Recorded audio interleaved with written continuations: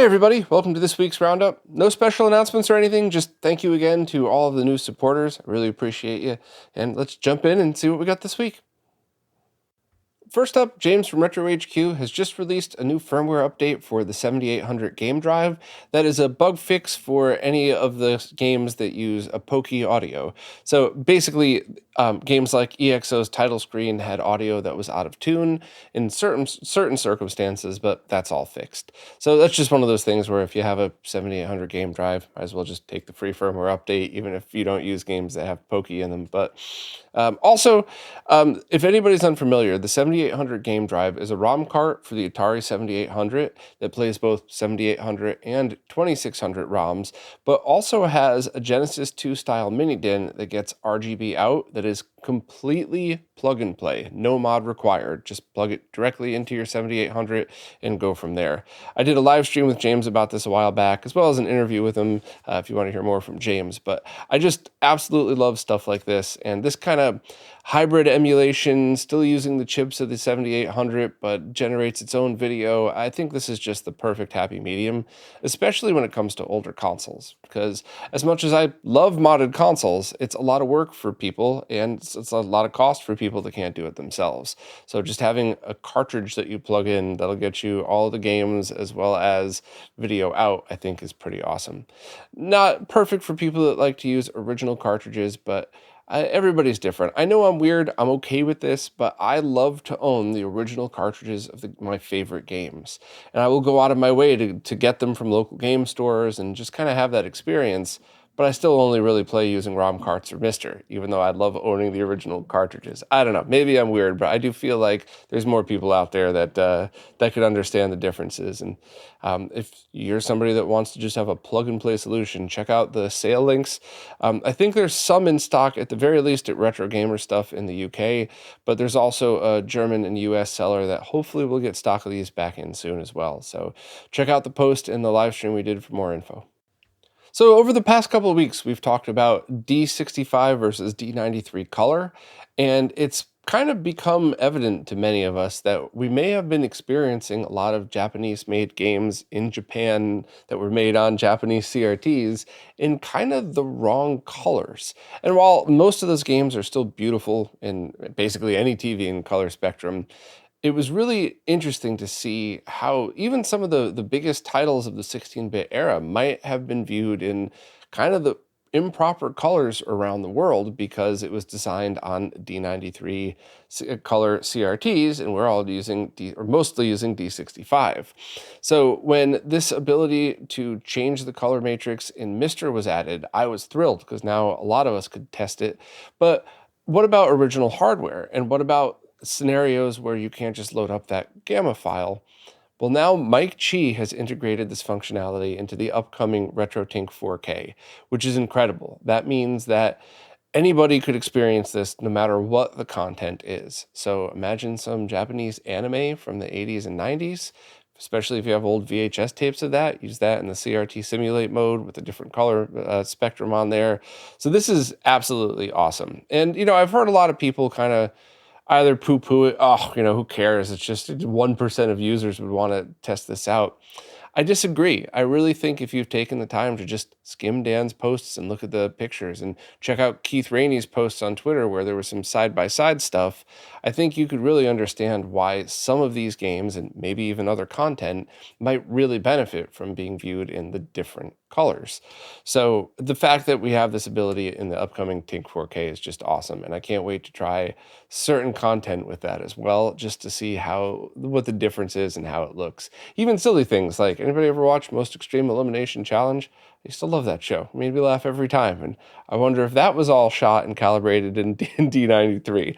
So I definitely plan on messing with this as soon as I have time to, but it's really cool to know the devs are taking this seriously, and thanks to Mike for adding this. Any Mac gamers out there, or I guess even Mac users in general, should probably read Alex's post about this stuff. There's two things that Alex highlighted. First was developer Tom Kidd is creating a website called Mac Source Ports with two goals in mind. Either Tom's compiling and releasing his own signed and notarized macOS binaries, or just linking to open source game projects and their official binaries for people who want to convert that over themselves. So this is important because anybody running on modern Mac or Silicon, so not the Intel-based chips, can't just run Boot Camp or install Windows on it in order to play these games. You actually have to have it made for Macs. So the fact that somebody's out there highlighting these projects and getting them running is awesome. I'd love to see if there is an important Mac gaming community, I'd like to see more stuff like this. But in Alex's post is also something that might be arguably more important, and that's a project called Open Core Legacy Patchers, which is meant to solve things like if there's software out there that isn't flagged to run on older Mac OSs, will only run on the latest, you can patch some of those things to run, which is awesome because that's a fake limitation. As long as the hardware is fast enough and there isn't any reason, any actual reason why it shouldn't run, then why is there a limitation imposed? And while, everybody, especially Mac and Linux users, love to throw shade at Windows, that's not a thing Windows users have. Now, that doesn't necessarily mean everything's always compatible, but on a live stream, I loaded up capture software that was originally designed to run on Windows XP, and it ran on Windows 11 with no problems. And while that's not common, at least there was no fake limitation imposed in that. So I think it's pretty cool that there's at least stuff out there to help with these things. Now, obviously, switching from Intel-based hardware to Apple-based hardware is going to be a limitation that's real, and you're not going to get all software running on both, and that's totally fine and understandable, at least in my opinion. But if you're a Mac user, definitely check out Alex's post, because I think both of these projects are very cool and at least worth highlighting. So much appreciated that the post is here, and hopefully I get the info right and I could point some Mac users in the right direction for this stuff. Zophar just released the first episode in his Retro Rewind series, which is going to be a YouTube series that reflects back on Zophar's domain, the absolutely legendary emulation website from back in the 90s, emulation and video game music as well, depending on when you caught up with that website. One of the other might have been the highlight for you.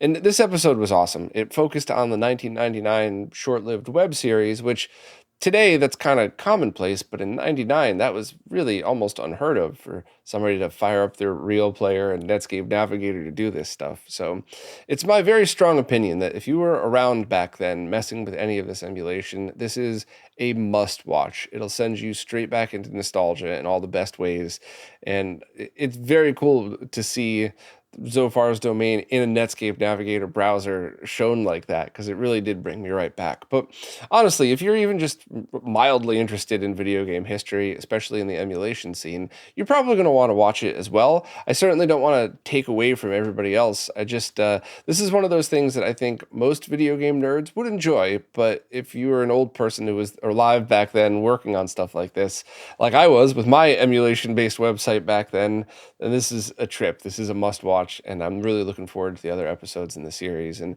maybe I could even have Zophar back on for a follow-up interview. We did the original one last year. That was so much fun. So maybe I could have him back on and we could kind of hang out and reflect on that once the Retro Rewind series is done. But if you want to follow Zophar, he's been streaming regularly on Twitch, doing game playthroughs and just kind of hanging out and having fun. He's on his own Discord server, some social media, and of course now YouTube with this stuff. And he's also done a few things that I just haven't had time to highlight. I think he did a memory card one. That was pretty neat. Just a couple of fun videos just to help people out with stuff. So definitely subscribe wherever you like to subscribe for stuff like this, and I'll keep people posted on what Zophar's up to these days. Now it's time for this week's Mr. Updates, care of Lou from Lou's Retro Source. But before we begin, I also want to mention that Lou has done 2 other videos this week that you all might be interested in. The first was a Mr. Software Setup video. And while I did one of those myself, and I'll leave mine linked on my page because I'm a selfish ass sometimes, I strongly think that if you're about to set up a Mr., you should also watch Lou's, or maybe Lou's is, I haven't had time to watch it yet. Maybe he's got some new tips that I don't. But I've personally found many times that when I'm about to do something for the first time, seeing two different people explain the same thing two ways is super helpful, because sometimes my brain wraps its head around one thing somebody said, but then another thing somebody else said. So I strongly recommend checking it out if you're about to set up a Mister, or if you just have a Mister from a long time ago and you're like, well, let me wipe the SD card and start from scratch in case there's anything I'm missing here. So definitely want to check that out. And also, Lou did a video on how to assemble those aluminum Mister cases from Mister add-ons, which are beautiful cases that the last time I assembled one, it was a massive pain in the ass. Not as bad as the original PCB cases. Those were a nightmare. Those, I could probably assemble 50 Retro Castle cases in the time it took me to assemble one of those. So if you haven't bought a pre-built aluminum one, definitely check that out, because it was, last time I did it, it was awful to build, and I didn't really want to open it up again. But they look beautiful and they perform just fine. So definitely check those videos out. It's all just on Lou's main channel. So as always, don't forget to subscribe to Lou. But let's jump in and check out the updates that he's posted for us this week. First up, there has been a couple updates to the Mega Drive core. That's the newer one that's a little more accurate than the last, and it's fixed the SVP chip, so virtual racing, as well as tweaks and fixes in four-way and team player multi-taps, as well as reset fixes, so like the X-Men final boss fight, which really messed me up when I was a kid. I was terrified to hit reset because I didn't want to erase all my progress. So it's always good to see that working in emulation versions of it, whether it's software or hardware emulation. Next up, the Linux distro for Mister has added support for more gamepads, thanks to James McCarthy and Chig. So the more gamepads, the better. Thank you. Wizzo's Mister FPGA extensions have been updates to support Sega Saturn CHDs, and a new game search integration was added to the NFC UI script. So as always, thanks to Wizzo. I really absolutely love all those plugins, and check out that interview we did a while back if you want to hear us walk through all the ones up till then, but some of the stuff he's been doing since then has been killer, so maybe we'll just do another one of those soon. Next up, Uber Yoji posted several dev updates of the PlayStation boot ISO. The 3D model of the Mr. Coon Cat has improved geometry and is now lit and colored. When the ISO is released, it's meant to be an alternate boot screen for the PlayStation core, which this is one of those things that I absolutely love and appreciate, and really hope that maybe the Mr. team would consider making some of this stuff default, because I could be wrong. Please correct me if I'm wrong. I know a lot of you will. This doesn't take up space in the cores. This doesn't mess with the FPGA at all. This is basically just a prettier way to have a default loading of a core after it loads. So maybe I'm missing something. I often do. So maybe I don't want to step on Robert's toes, who created that awesome core, and I don't want to piss off the Mr. team. But having it look nicer at no cost of performance is always something you should seriously consider. We want to make this friendlier for people, not push them away and just have nerds only for this. Next up, Hotego has decided to consolidate some cores. This will not affect the way the games run, but it will actually help Hotego maintain them better. And the games being consolidated at the moment are Vulgus 1942 and Hijmaru. I'm positive I'm saying that wrong, my apologies.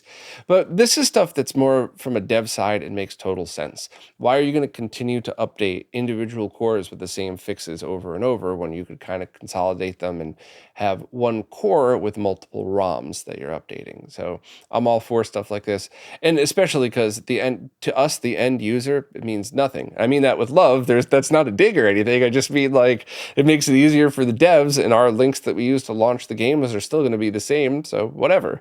As always, if anybody has any problems, all you have to do is delete the arcade folder and rerun update all. And while it'll take a moment to re-download everything, that has fixed every problem I've ever had with launching arcade games. So just a cool tip that Hotego passed out on Patreon the other day that I figured I would share.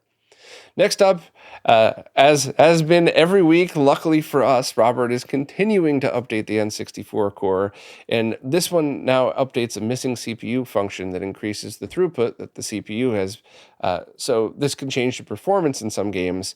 For example, in some scenes, the StarCraft frame rate increased from 30 FPS to 39. Also, N64 microphones are now supported thanks to testing done by Mr. Dolch. So this is incredible. We're essentially having a better than original N64 performance. And I think Robert even just this morning talked about dithering updates to force removal of that for certain scenarios, which really affects games like F-Zero a lot. So thank you, Robert. Thank you very much for all of these. Next up, Martin, aka Wickerwaka, posted a notice that Mr. Laggies are back in stock. That's that $12 lag testing device that I gushed over for a couple of weeks in a row that I thought absolutely awesome. I'll skip over it, but I just want to say once again, if you already own a Mister and you care even the slightest bit about lag, you should probably buy one of these. And I've been annoying the crap out of Martin with for other potential uses that we could implement for this that might lead to some pretty cool things. So for $12, I would pick one up. If you're in, if shipping isn't going to be too much, if you're in the position to do so, I have a feeling this is a device that's going to start to get more use out of it. But once again, don't just go buy a Mister to buy this to test lag. You could pick up other devices for cheaper, but if you're a Mister owner, this is a cool thing to have. Also, an FPGA-based Game Boy Color is coming soon. It's being developed by Funny Playing, and it's meant to be an alternative to a Game Boy Color, and it'll have all of its functionality, along with enhancements like the IPS screen, USB port, etc. Since it doesn't have an SD card slot, it most likely won't support cores for other systems. And if this device is using open source cores, it would have to be abiding by the license, and of course, have all of the changes be implemented back in. But I'm absolutely all for stuff like this. And now that there are cheaper dev boards available that you could port these cores over to, it's a possibility. For a while there, to take a Mr. Core and an FPGA dev kit to make a portable Game Boy Color, it would essentially be more expensive than the Analog Pocket. So it's not really something that it wouldn't be financially viable for most people. But with some of these cheaper FPGA boards coming out, as long as someone takes the time to port the cores over, you could actually potentially have an inexpensive recreation of just one of those consoles. So Game Boy Color would obviously be Game Boy and Game Boy Color. But if the price is right, I think that's awesome, and I would love to see more of this stuff happen. So we'll obviously update all of that as soon as there's purchase links available and everything else. Mako and Takayuden did a video on that, though, if you're interested. So check those out. Next up, there are some game compatibility spreadsheets for both the Saturn and N64 that will help you identify if your favorite games are working. Thank you to people who do stuff like this, because it just makes so many of our lives so much easier to be able to just quickly reference this stuff. And rather than sit there and troubleshoot wondering if you're doing something wrong, you could just open up the sheet and be like, oh, why isn't this working?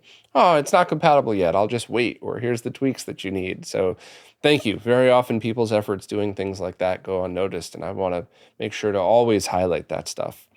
And lastly, Wizzo now has a guide on creating your very own NFC scanner that could be used to launch games directly from an NFC card.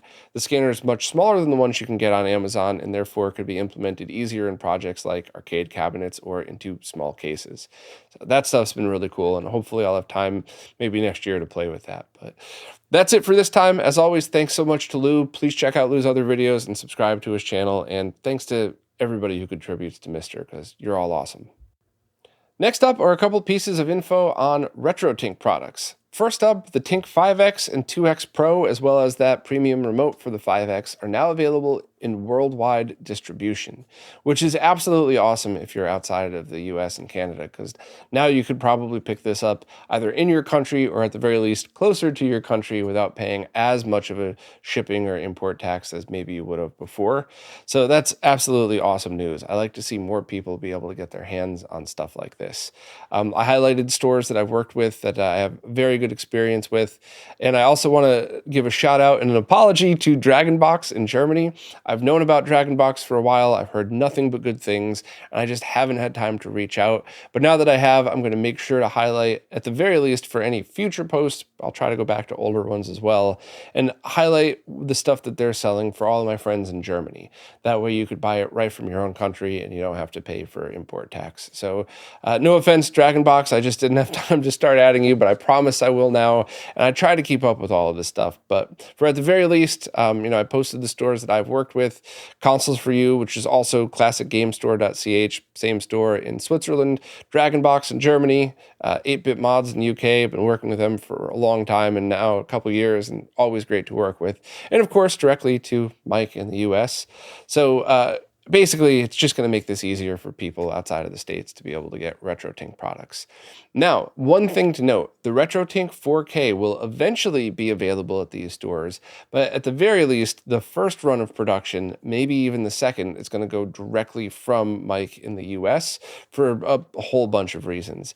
However, there's more news on the TINK 4K as well. Speaking of the TINK 4K, Mike has announced the price and approximate release date. The release date is going to be early December, so definitely hit the before the end of the year target that he had reached for. And the price is $750 plus shipping, and it'll come with that same premium remote style that's being sold separately for the TINK 5X with a custom overlay for the TINK 4K. So, of course, the first thing I have to mention is price, because people are probably already losing their minds typing awful things in the comment section as they're even listening to this. And I just have to politely remind everybody, like, I have been in a room at a trade show where I heard $250,000 a piece speakers. I would never spend $250,000 on a speaker, but I loved the experience. I love that they exist. I appreciate people that go through the efforts to make stuff like that. And maybe if I was a gazillionaire, I would appreciate buying that to have it for me. I certainly don't shame people for spending extra money on stuff that's important to them, but I'm just going to stick with my pair of Ascend acoustics that were less than $500 that I absolutely love. Doesn't mean there's anything wrong with the more expensive stuff. It doesn't mean that your lower end options aren't low end. It's just lower end than a $250,000 a piece speaker. And that's what I think of the price about this one.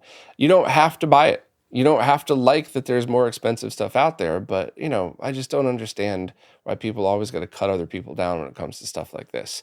I'd also like to not so politely remind you that you could just get a CRT for free on the side of the road or at a dump, as long as it turns on and works and mice haven't built a nest inside of it. You could just clean it up a little bit and have a perfectly awesome retro gaming experience using the cables your console came with for free. You could also buy other products like the other RetroTINKs, the OSSC and Pro, and anything else out there other than a pound cable that you would be able to use to connect these to a flat panel. You don't have to spend a lot of money. These are for the people that like high-end audio gear, that would rather buy an OLED instead of an LCD. So it's always hard to talk about expensive stuff without waves of trolls coming after you, trying to shame people for both promoting and using expensive stuff. So I'm drawing my line right here. I'm not having it. I'm not telling you this is the way you should play. This is if you would like to spend extra money, but I'm not going to tolerate any harassment about that stuff, period. So the other thing I just wanted to address with this is, in the post, I said it comes with, it will launch with a mature firmware. And I just want to make sure I clarified what I meant by that. The TINK 4K has been in private beta for about a year now, and more of a public beta for at least 6 months now, I guess. And Mike has sent these to some of the best minds on the entire planet. People who have been creating custom profiles, testing every use case. Essentially, when you buy this, if you decide to spend the money, if you choose to buy this, you're going to get a product, even on launch date, that feels like something that's been on the market for a year, because it kind of sort of has.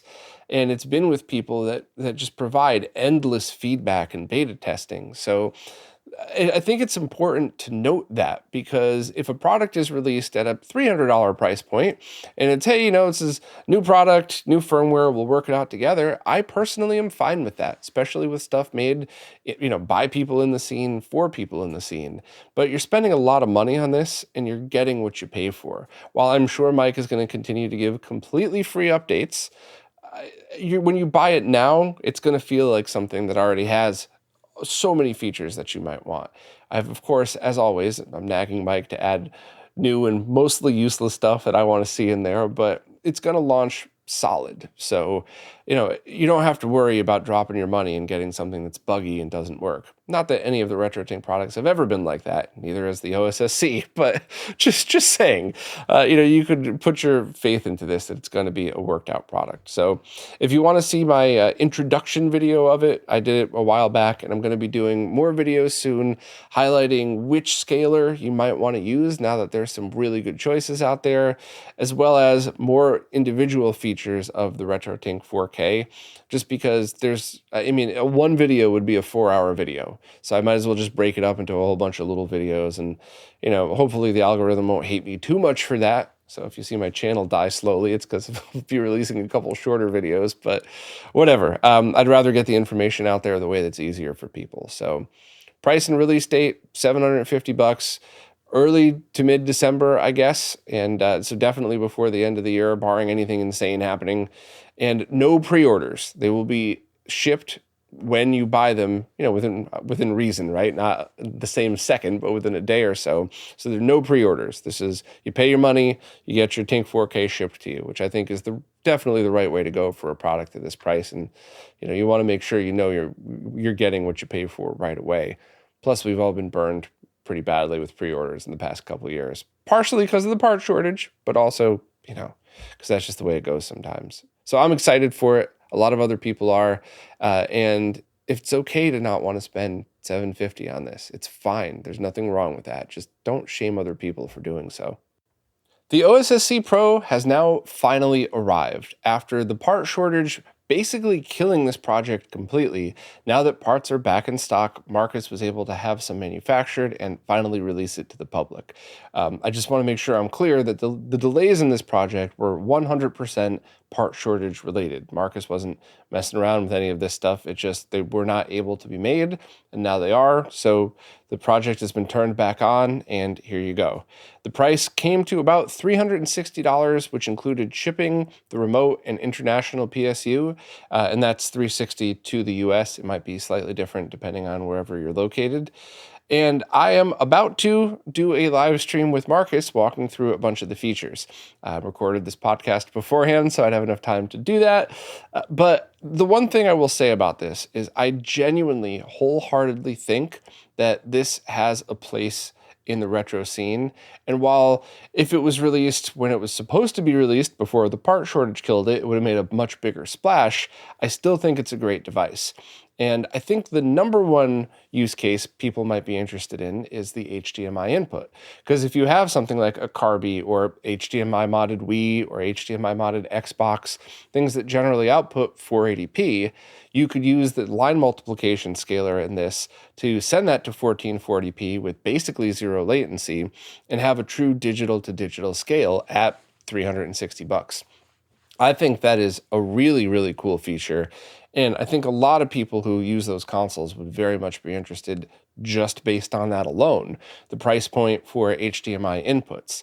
Also, if you would have liked a RetroTINK 5X, and especially like something in about that price point, but you use a lot of retro PCs or a lot of weird arcade boards, the TINK 5X isn't compatible with all of those. The 4K is, but that's twice the price of these. So if you are looking for something that kind of performs like the OSSC, but with more features and has the compatibility, you could definitely pick this one up for it. And also, I'm interested to test some of the weird features in here. The 120 hertz with BFI stuff, downscaling. I think this is going to be a pretty cool device with a bunch of neat accessories coming up. Hopefully I could show at least one of those in the stream, but I think there's absolutely a place for this, and I'm really happy to see it finally get launched. Unfortunately, I don't think very many were made, so by the time you hear this, it might actually be sold out, which is really frustrating because that was the problem with the original OSSC. They never made enough to go around, which kind of sucks for everybody because the people who wanted them couldn't buy them, but also Marcus and Video Game Perfection weren't able to make as much money as they could have, and with it being out of stock, that opened the door for bitfucks to come in, clone it, and sell low-quality versions of it. So I really hope the team's going to reconsider how many they want to stock, because I don't want to see that happen to this. I don't want to see this out of stock for 6 months after being delayed for years just to have bitfucks do a low-quality clone that doesn't even work right. So Hopefully, lessons will be learned from previous mistakes. We'll see. But either way, I hope it's still in stock by the time you hear this. But if it's not, don't come mad at me for it. All right, I'm trying my best. Well, that's it for this time. Kind of exciting that we're now officially entering the next generation of retro scalers. It's pretty neat to see what that's going to bring us and to see what comes next and everything. While I do love my retro games, I am a nerd that's always focused on today and the future. So while it might seem like I'm somebody that just likes old things, I'm actually always forward looking, and being able to, I don't know, this is going to sound dumb, but being able to step into the future today with the OSSC Pro and soon with the TINK 4K, it's just really cool to see what's coming next. And it's an exciting time to be a retro gamer. But anyway, as always, thank you to everybody who watches, listens, plays nicely in the comments, and especially thank you to everybody who supports in any of the monthly services or even just people who click on affiliate links, because it's you who's keeping all of this going. So thank you all so much, and I'll see you next week.